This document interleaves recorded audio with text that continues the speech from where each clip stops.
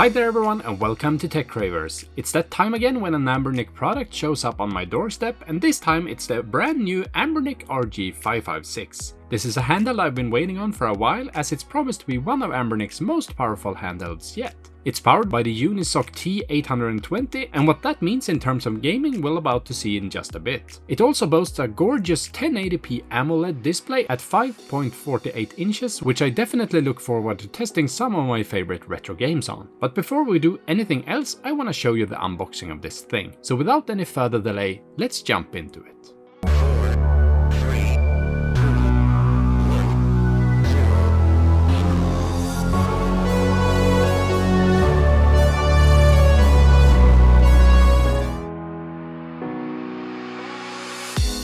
As followers of this channel and retro handhelds fans in general would expect, we get a very typical Anbernic packaging. The handheld comes in this white box with basically nothing on it except from the outline of the handheld on the front.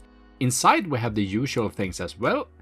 A quick start guide in both Chinese and English that will guide you through some of the buttons and the layout, a screen protector, and a USB-A to USB-C charging cable.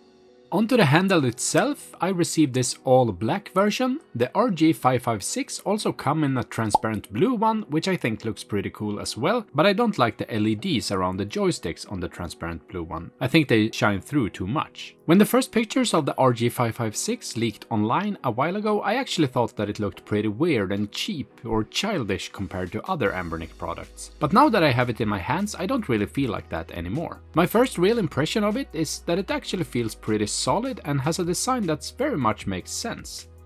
The large grips on the sides evoke the design of contemporary handheld devices such as the Odin 2 or even the Steam Deck, although the Steam Deck obviously belongs to a different category of handhelds. Here we get a good view over how Anbernic has gone from this super squarish and blocky design with clicky side-by-side shoulder buttons on the RG552 to this new ergonomic design with the stacked shoulder buttons on the RG556. Why don't you let me know in a comment down below which design you prefer? Personally, even if I think the old blocky design looks a bit more premium, I definitely prefer this more ergonomic design when playing my games for longer periods of time.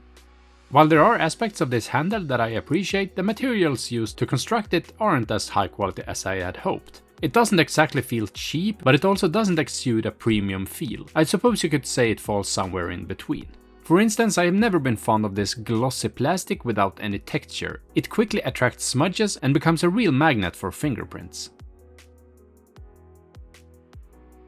Alright, let's talk some about the hardware. The joysticks are Hall sensor, which pretty much has become standard across most companies these days, meaning you don't have to worry about any drifting in the future. Unfortunately though, they are quite small and have pretty big cardinal snap, which makes them pretty bad for games that require precision aiming. So I would recommend that you add some caps to them to add some height.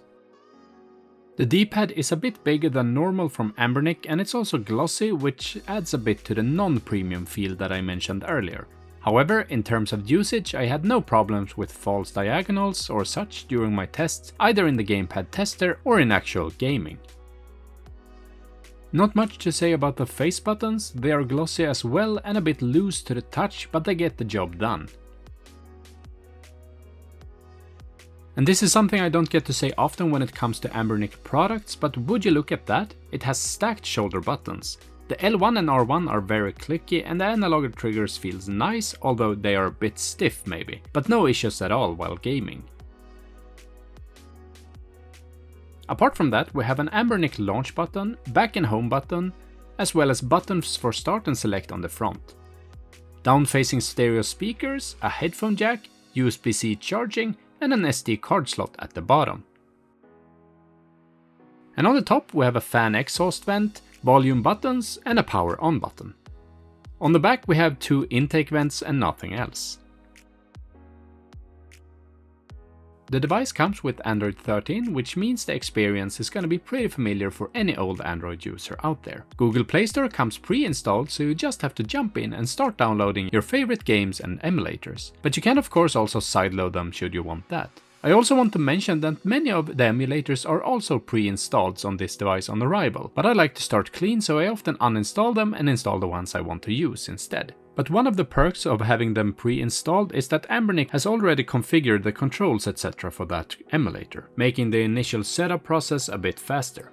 It comes with Anbernic's own built-in front end, and all you have to do is to push the Anbernic launcher button on the front and it pops up. It's simple and requires just a few steps to set up. However, as you might know, Emulation Station is now out for Android, and if you have an already configured SD card with Emulation Station setup, I would recommend that you use that card instead, as it's so much better in my opinion. I actually recently made a video on how you do that, so go check that out if you haven't seen it already.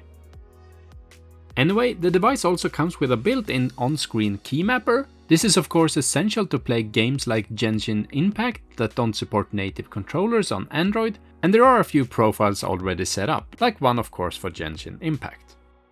From the same swipe down menu we can also control some of the performance options like different performance presets and fan control profiles. The fans can be set to either strong, cool or auto, and I usually go with the auto option. And lastly, we can also long press the ambient light button to customize the analog stick LEDs. But now I think it's time to go through some of the specs of this device before we jump into some real game tests. The Anbernic RG556 has that Unisoc T820 CPU that I mentioned earlier. It's an octa-core paired with a Mali G57 GPU. It has 8GB of LPDDR4X RAM, it has 128GB of internal storage, but it also has an SD card slot that supports external memory cards up to 2TB. The star of the show is that 5.48-inch 1080p AMOLED display, which definitely will make your games pop. It has Wi-Fi and Bluetooth for connectivity, and it has video out support through USB-C. It also has dual stereo speakers, a 5500 mAh battery, and it comes with Android 13.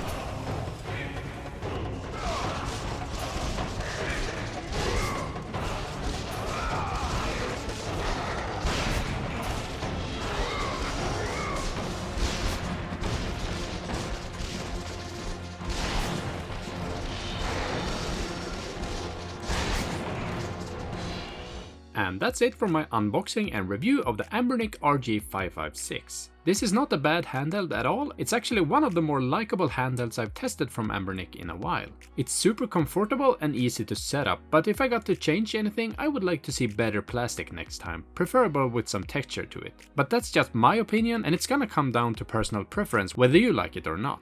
The handheld can play anything up to and including Dreamcast and PSP with no issues at all, and many games from your GameCube and PS2 library as well. You might need to jump into some emulator tweaking if you want to play the most demanding PS2 and GameCube games though. Anyway, I hope you enjoyed my review of the Anbernic RG556 and that you could give the video a like if you did. Also, comment down below what you think of this device, and don't forget to subscribe to TechCravers for more content like this in the future. Thanks a lot for watching, TechCravers out.